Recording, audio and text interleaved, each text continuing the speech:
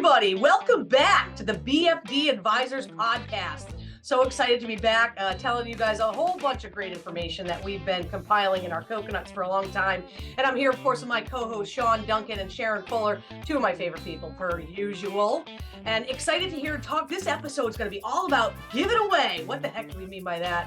We're talking about referring business to other people and partnering with other people, understanding that we don't have to be the ones that know everything. And I can tell you right now, I kind of feel like I'm done learning. I know I'm really not, but I feel like I want to be. And so my brain is full, Dawn. My brain is full. I can't learn anymore. It's all, I tapped out. I had a little bit limited space and that's all I got. You did. And I know that, a lot of times as I was going through, I felt like there was always competition. And I realized at the end of the day, just be the best at what you're the best at and be the best at what you love to do and let other people fill in the gaps. And I know, Sharrin, you do a lot of that. You do a lot of filling in gaps for people who don't want to do the bookkeeping side or the. Oh, I'm the gap filler. I thought you meant, okay. So first and foremost, before I get into it. Gap Fuller. A gap fuller. I just did it right now. And so I watched our first 3 episodes and I made a comment about I flipped my hair like 100 times and I was doing the weirdest things with my face. So I was almost laughing, like there should be a counter on the bottom of this of how many times I flip my hair and how many times Sean mentions Star Wars. So my goal for the rest of this episode is to not touch my damn hair. I just did it to start off talking. Yeah. Okay. Don't make it a goal. Don't make it a goal. So I think I told you guys in the beginning, I'm Captain Save-A-Ho. I am in all aspects of everything, especially business. I see people, I'm like, oh, I feel so bad. I totally know how to do that. I hate it. I don't want to do it, but I'm going to do it for you because I feel bad. And still to this day, even yesterday, I still do it. Friends text me, oh my God, I have so much problems with my taxes. Can you help me? Sure, hop on a call. And I'm looking at my calendar, when? And so the power of no is everything. But I liked hearing that I'm the gap filler. I want to start being the gap giver aware. Yeah, I have no problem with gaps, but yeah, and it's so true because I know Sean and I've been doing some back and forth referral work to say, you know what, Sean, I don't want to do this. Why don't you take this over? And I have zero fear of whether or not the client stays with me or not. No. I don't have any fear. Honestly, working really hard is overrated anyways. I mean, who really wants to do all that nonsense? No.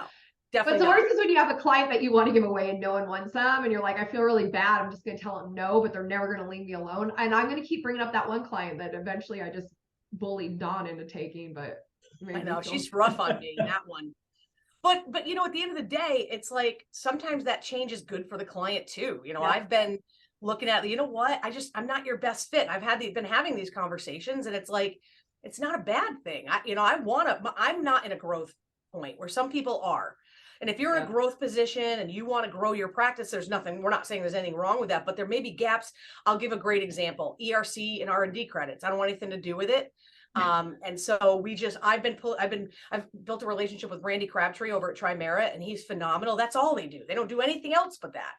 Mm-hmm. And so just being able to say, hey, listen, can you take care of my clients? I don't want to do ERC credits or whatever. Yeah. Are you guys finding that, particularly because we're talking about the accounting industry, but this really applies to every industry, are you finding that people are just afraid to refer it out because it's going to have some negative consequence? I mean, like they're worried that there's going to be a downside? Sean, you refer it out, and if this client is already paying you some money or there's a potential of some money, you refer it out or you send it out, you might lose that little bit of money. But what people need to remember is by keeping it all, the little bit of money you lose is nothing compared to what you're going to lose by taking on something you're not set up for or you shouldn't have done in the first place. And then the client's going to be pissed. A pissed off client tells friends, like 10 friends. A happy client tells maybe 1. So, I mean, in the long run, you've lost more money by trying to keep a little bit of money. So it's funny, as I had this years and years ago when I had a boss, because I'm so unemployable, it's ridiculous. But he had these cards he would give out. By the way. And every time somebody would do something good, he'd give him an attaboy card. And it would say attaboy. But then he said, but flip it over. And on the back, it says 1 aw shit cancels 10 attaboys. So you got to give them back. If you have 20 attaboys, he'd take you to lunch. But he actually pointed out that same thing is that the good ones don't give you the feedback. The bad ones hit. So typically 1 bad cancels 10 goods. Absolutely. I don't know. I think that you could. I was kind of be offended though. Somebody gave me an attaboy card. Like if somebody walked up and was like, "Good job, here's your gold star," I'd probably like slap it on their forehead. But whatever. When you're 20 something and you need a free lunch, man, you'll take your free lunch. When I worked at Costco, they did that. If you got a customer compliment, they give you a card for a free hot dog and a soda. I'm like, yeah. It's all about perspective. Well, because the point I was trying to make with it was obviously the negatives. We all get so scared of the negative canceling out all the good. But to me, I've always just found if I'm bad at something, that negative is worse than somebody else having a negative. The negative referral is still bad. If somebody does a bad job when you're sending it out, but man, if I screw it up, I can't get rid of that. At least I can blame the other person if they're bad at it. But there's just stuff that Dawn made the joke that done learning stuff. Look, we can't know it all. I don't know. You mentioned ERC and R&D. Those are great examples. I don't do cost segs because I don't want to hire an engineer. Like I don't need that stuff. And so some things are just impossible, but others I just don't want to do. Yeah. Well, I think as you get older, you decide what, like we talked about in one of our other episodes, is what makes you happy. Was it finding your niche? What makes you happy? If it doesn't make you happy, if it doesn't spark joy, don't freaking do it. And I don't care what you do, don't do it. If it doesn't make you happy, stop it. One of the things that because you asked Sharrin, you said, well, what are some of the reasons why people don't want to refer? And I think there can be a couple different mindsets. And Sean, you mentioned fear, right? So the fear that the client's going to look at you as a lessor, like, oh, well, you don't know this. So it's really more mental than it is anything, right? It's all, we make those assumptions about what the client's going to think. And it's like, at the end of the day, it's not about what they think about me. It's about whether they're getting what they need from the right person. And I think, we can take the fear out of that, the fear factor out, and not worry about eating gross bugs. And we just move on with the things we're really good at, might be helpful. We totally need to implement that in our business. There's the gross bug option. Eating gross bugs. I have this jar. We will take on your service, but we hate it. So we're going to make you eat this 1900s beetle that's been petrified in pickle juice. If you eat it, we will take your business. I think instead of firing a client, I might do that. I'm going to give them the gross bug option. Well, your fee is tripling and you have to eat this bug. Oh, you don't want to hire me? Oh, I'm so sorry. I'm going to let you. Such a bummer. I really want to see you eat that bug. I know it's not about referring and outsources, but I now have a note. I'm going to make on gross bug option. I like it. Tape it. That's a whole other YouTube channel. I know. Well, and it's interesting too, because I know for myself for a long time, and certainly when I first started my practice, I was like, I was just an accounting whore, to be honest. I think I've said that before, but it was like, I was willing to do whatever it took to bring money into the house, man. Right. So Sharrin, I think, likes that idea. I'm trying not to make a whore joke right now, but you're making it where first we talk about gaps and then we talk about whores, and I'm just wanting to make jokes. Is our podcast G-rated? Because I think we've already failed there. You dropped F-bombs. I haven't even F-bombed yet. No, not at all. But I can tell you, like, it's so true that we get brought into this, that, oh, you're an accountant. Okay, it doesn't matter what level you're, whatever, if there are even levels, whatever your designation is irrelevant. At the end of the day, it's like, I need to know everything. I need to know everything about payroll, and everything about sales tax. I need to know all of this stuff because I'm an accountant and that's what people expect from me. And that mentality's shifted. It's like, no, be the best accountant in whatever those services may be. And it's not everything to everybody. And so that's why the niche, whatever thing comes into play, because it could be an industry that you really are passionate about, or it could be the services that you perform. But you're going to find places where you have these gaps. And then you have to decide, am I going to grow my practice? Either I'm going to hire people who know how to do it, or I'm going to learn it myself, or I'm going to outsource it and refer it out. So you have these choices that you have to make. And really at the end of the day, is anything keeping you up at night, sleepless at night? I know one time I was like, yeah, I'll take that tax return as international tax along with, the United States tax. And I was like, you are an idiot. And the value of the word no, so valuable. I don't know. Though, like in everything, like no needs to be such an okay sentence to speak and not feel guilty about. And people on the other end need to accept no as not maybe. I was actually, when you were just making that last comment, it was making me think, like, as accountants and maybe anybody in their industry, you really feel like everything gets put towards this one-stop shop, this do it all, this let's do everything in-house so no one goes anywhere. And I'm guilty of it right now too. We're definitely doing that. Which then puts us in the mentality of, we have to know everything, because if we don't, someone else will, and they're going to steal our clients. I mean, that is honestly, like, I feel like the mindset of any professional service, anybody in professional services with a business, is that if I don't know the answer.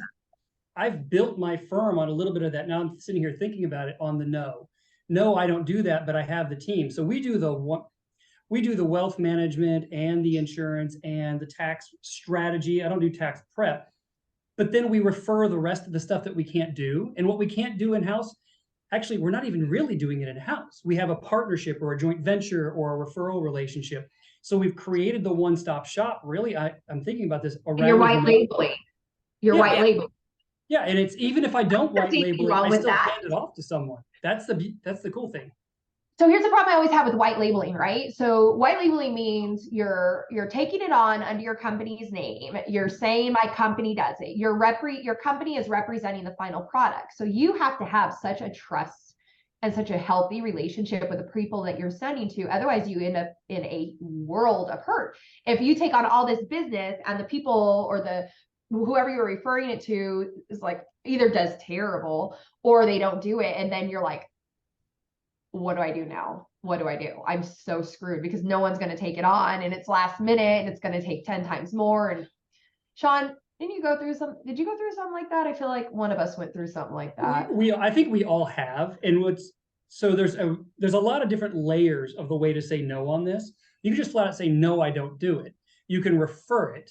You can say, no, we don't do that in-house, but we partner up with this other company. And then the other company assumes the responsibility, or you can white label. You have all these different ways of saying no. Have I been burned on it? Heck yes. I've been burned on every version of business that you can imagine. I have nothing but third-degree scar tissue. I'm gonna cry. Stop. No, but there's so many people afraid of making a mistake or being burned that honestly, in the grand scheme of things, no matter how bad it is, in most cases, if you're making an honest referral, honest white label, you're doing something with the best intention in mind, and it goes bad. What's really the long run consequence? So they're unhappy, but 5 years from now, you're going to honestly forget that thing. Now, if you go in and screw it up, you try to do something you can't do and screw it up, that's where you end up with liability and consequences in a totally different way. And so thinking about it in that manner, there's so many different ways to say no and refer it out and give it away. It's just whatever suits you. But man, I would rather just not bring it in-house and screw it up and risk somebody else screwing it up and have plausible denial. I don't know. Is that what it is? I'm looking it out. I agree with you. There's a lot of things that I've said. I mean, if it's something quick, I'll reach out to one of you and go, hey, give me this answer. Like you just answered something for me last week, Sean, and probably something I could have Googled myself, but I didn't. But most of the time people come in, they're like, I want to do this. I'm like, I don't have anybody that can do this. We're looking to hire someone that can do this. I have no one. So you can wait, or I can refer you to friends that can do it. We'll wait. All right. It could be 3 months. We'll wait. Okay. No big deal. Just so you know, you're waiting. I'm not guaranteeing anything. Otherwise, I have people I can refer you to, and I don't care. They can keep you. Dawn, do you white label anything? What's that? Do you white label anything? I don't. I prefer. So I'm glad you asked me that, because I was gonna say, let's. You got me. Let's look at the opposite of white labeling, which is what I do. Right, the opposite of white labeling. I'm just referring the workout, right? So, and I'm going to use Trimera because it's an example where we've sent our ERC kids over there. And it's like, I want them to do what's best. There's a couple of different things. And I liked what you said about, hey, there's liability there when you're white labeling. I want them to send their engagement letter to the client. I want that engagement to be between them or Sean. I've sent people over to Sean, and I'm like, that I don't want a piece. I just take care of what needs to be taken care of. What have you sent to me? Rude. Huh? We can't figure out what we're supposed to send to you. What do you do? Yeah. What do you do? Nothing. I feel the gap, guitar? Sean. I'm gappy. You're gapping. But it's so true. Like, for me, now we can even talk a little bit different, which we're not going to talk about today necessarily, but partnering with vendors, partnering with where I get referral fees. Software. Now, that's not necessarily white labeled, but at the same time, I'm very open, it's on right on my website disclaimers. I may get referrals from them and some I don't even get them, even though they offer them. I don't take them for whatever the reason may be. But it's like, because at the end of the day, even if you're, whether you're white labeling or not, they think you're them. So it's like, I think when you're doing less white labeling, you're not them. And it's like, for me, it's like, now, again, my opinion is I can't control if the work's getting done, how it's getting done, when is it getting done, is it getting done? I don't want to monitor that part of this is like, this is who I'm referring you to. If you want us to interact, that's fine. We'll get a contract together for us to help facilitate. But I'm not getting paid from them for anything. I'm just here, go. Because I find that a lot with ADP is that the clients, they're going to call me anyway. They're gonna come to me for their payroll issues. I better, then I take the referral fees and I get paid for that. But I'm still not white labeling it. It's a freaking ADP, man. You have no right? So there can be an argument both ways of where it makes sense. And in some relationships, it does make sense to white label, and some it doesn't. I've found a lot of chances that people don't even realize how they can monetize the referral. Because it's not just I get a referral fee, because a lot of practitioners are uncomfortable with receiving a referral fee, and that's totally cool. They feel dirty, conflict of interest. By the way, unless you're doing audits, review, and a test, this whole conflict of interest thing really doesn't apply to you. I just want you to know, disclose it and you're fine. But way too many people are like, no, I do their taxes, so I can't refer them for payroll. No, you can. There's not the same thing, but that's a different thing. But there's so many different ways to create revenue streams just because you're giving it to somebody better than who you are, than at what you do. You mentioned ERC. Sharrin, I send books, work, and stuff to you. So how do we partner this stuff up? Everybody's got even if we do books in my office and Sharrin does books and Dawn does books, you all are better at certain things than we are. And it's being aware of that. And now, do I monetize that relationship? Not really. Maybe a referral relationship. But I was coaching a CPA last week, and the whole conversation was he's creating all these internal processes and he's hiring out these people to create his processes. Well, we're going to worry about how we're going to refer to that process and those developers so he can generate revenue for his clients. The stuff he's creating for himself by saying, well, here's what I do in my practice for improving my processes. You can turn around and consult with your clients on it, then refer them to this developer to help with some of the automation techniques. Like he just never thought about saying, I don't do that, and then finding I don't do that, but here's a way to help, and then bring it to a monetized way. So I think we're too limiting. I either have to do it all or I don't do it. I think there's so many spectrums of gray in between on how we can create opportunities and help our clients in different ways. I think it comes back to, like I said, what we talked about our last episode. Does it make you happy? Do you enjoy doing it? When you hear about it, are you like, ugh, or, oh yeah, I love this?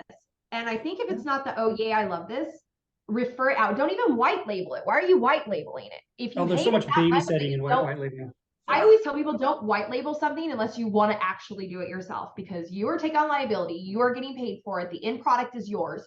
So if you don't want to ever do it in-house or ever touch it, don't white label it. Refer it out. Absolutely. What's the number one thing, Sharrin, that you refer out? Like, I'm never touching it. I'm not doing it, period. Audit. How about you, Dawn? I am never doing anything with major tax credits, and I'm never, ever doing anything that is international, ever. I have a client right now that I'm referring over to Jenny Moore because it's a company that does Canada and the United States on the border, and their sales tax. Are they taxing here? What if it's over there? And I'm like, you know what? I don't want to know that. So I totally forgot about her. I have 2 Canadian clients I want to send to her because I'm like, there's too much. So hopefully we send them to her before this episode, or she learns in this episode that she's getting more clients. Congratulations, you got a referral. You didn't even know it's coming. Well, and I think I would like to go on the other end of that. Okay. Let's talk about the other end of the referral when you're receiving referrals from your peers. So that conversation is pretty important, because I know for me, somebody refers somebody to me, like I don't want to look like a loser. So accepting referrals from your peers is a whole nother conversation, because it's like, okay, now I'm getting this from Sharrin. I don't want to make Sharrin look bad. Like, so now that's kind of a different, like when I source it out, obviously I want to vet who I'm sourcing it out to, because it is my reputation, but it happens the other way, which is weird. I've actually found that I take a greater responsibility in saying no in those moments, because I don't want to disappoint you with like, it's not my jam, y'all. And then we problem solve who the person it's going to be. Like, okay, so I'm in Texas currently. We don't do oil and gas accounting, which by golly sounds like a stupid thing in Texas. You're supposed to do oil and gas accounting. I don't. It's not what I'm good at. Finding other people that are good at that stuff. But I've had plenty of people refer, well, you're in Texas, so therefore you must, which is hilarious. But apparently I ride to work on a horse too, because that's what happens in Texas. I don't know why. Oh, yeah. I refer out restaurants, right? We talked about this. Restaurants and lawyers. I don't want them. Yeah. Somebody else can But have them. it's knowing what you don't do and saying no so you don't make your friends look bad. Is that even if I don't do it, I take an even greater responsibility to giving it away to make sure that I don't disappoint my friends with bad work. Oh my God, we're all such accountants are people pleasers. Unless you're like at the last 10 years, or not last 10 years, last 5 year retirement, and then you're in the 0 F's to give, right? So you've been a people pleaser your all life, and then it's like you're 65, and you're like, you know what? I don't care. 0. This is how much I care. And I feel like the bags run out. Right? At the last, don't you agree? Like the last 5 years before they retire, they're like, oh, I don't know. If they're planning on selling their business, now they're just trying to keep everything and hoard it all up so they can sell it at a higher multiple. Possibly. I don't know. I don't want to be that though. I don't want to be angry. Like when I retire, I want it to be something sad. Like I know I need to do it. Like Elton John. We just saw Elton John. He was like, this is really going to be my last tour, you guys. I'm 75. I need to spend the rest of my life with my family. And he was really sad about it. And I thought, I want to be like Elton John. Like I have to retire because I've given everything to this and I need to have my own life, and not can't wait until I hit 3 years and I can collect Social Security because I hate my life. I don't want that. We totally need an entire podcast just on what we would do in retirement. Like, what would you do, like, if you retire? What is your plans for retirement? Because I really want to hear the rest of that. Like, what's Sharrin's exit plan? Write that down, Charlotte. Write that down, Charlotte. Let's talk about retirement. If you won the lottery, would you keep working? I love those questions. Yeah. We'll save it. Nonprofits. No, I think you're on it. Is that if you're not enjoying what you do, it's hard enough to do what we do. And we're talking in the space of accounting. But if you're a lawyer or an architect or retail shop owner, it doesn't matter. I'm expected to have this thing or provide this service. It's just this weird weight. But when you're really good at that thing, I mean, how many restaurants have you guys gone to and you look at their menu and there's like 5 things, like this is it, but they crush it on those 5, and they're always busy because of those 5. Now, I do like me some Cheesecake Factory, so don't get me wrong, because that's the opposite. They're the purple unicorn of being able to get it. I do like me some cheesecake though. Not Their cheesecake. menu is Don't like send me cheesecake. I like pages. regular cake. How do you have quality food when you have a menu that has every cuisine in the world? They're like, would you like orange chicken, fettuccine alfredo, or a friggin' barbecue pork brisket sandwich? I'm like, how are you? I don't know. But in our world, like, do those things you do well and be that shop that has the line around the corner, because these are the 6 things you kill it on. And what's funny is when people are giving me referrals, they don't know what we do. It's like we have this obligation to educate them. No, this is what I do. This is what I don't do. So that you're not wasting your time on the don't do leads, as well as not wasting your time on doing work you don't do. I've just found the more I drill down to this is what I'm great at and this is who I like to work with, the happier and more profitable I get. I give away so much work. It's that, hey, y'all, if you're a tax preparer and you want referrals, I don't do them, period. I have hundreds and hundreds and hundreds of leads. Yeah, we refer. Although I'm sure there's someone is there someone on the board that would want them, like Caleb? Oh my gosh. Caleb and Nick and Michael and Patrick. I've sent so many leads. Okay. I don't want them. We won't touch them unless they're a client. You have to be a full accounting client. I don't want to touch tax returns of something that I haven't bid, because it's such a pain in the butt for someone to be like, hey, here comes my CPA. Can you send them absolutely everything? And then the CPA sends you like the binder and you have to give them all this info. I'm like, it is going to take me 20 hours to fill out your stupid form. No, here's the books. Everything's in there. Here's the books. Here's my balance sheet rec. And on that note, we should probably wrap up this episode. Well, I think, yeah, at the end of the day. That was a graceful landing, Sharrin. And we're done. And that's it. We'll get better, y'all. We'll get better. This is only the 92nd episode. I like Wait, we're supposed to say numbers. What'd you say? I said it's only our 92nd episode. We're eventually learn how to do this. Feels like it.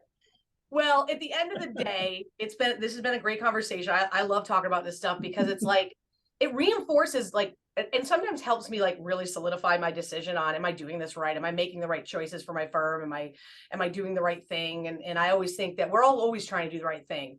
And so, you know, you may be on the white label side of the world and you may be on the non-white label side of the world, and it doesn't matter either way, as long as it's working for you, that's what matters. And we're all different. We're all doing different things. And so, yeah, so let's go. Sharrin, key takeaway, you start. Know what you love and don't be afraid to say no. Don't do it if you don't love it. Honestly, if you don't love it, don't even white label it. Get rid of it. Sean? If your client is expecting you to provide the service, you can still refer it to someone and monetize it. I think that gets lost, that there's still business to be had, even when you don't do it.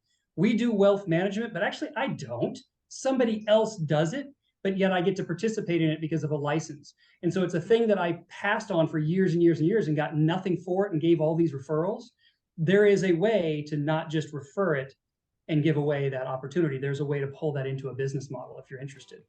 Yeah, absolutely. And I would say for me, in my summary in my mind is, okay, it's great to refer out. The one thing that I will warn, one takeaway that I would take is, don't build your business on referral source income, because you can't control it. You can't control if that person's going to continue doing the work or if they're going to continue with a profit sharing program. Maybe they're not. So just understand that do what you do and do it at your best, and you will be successful if you love it and you have the ability to say no. So I think with that, this great episode, my co-host Sean Duncan, Sharrin Fuller, I'm Dawn Brolin, BFD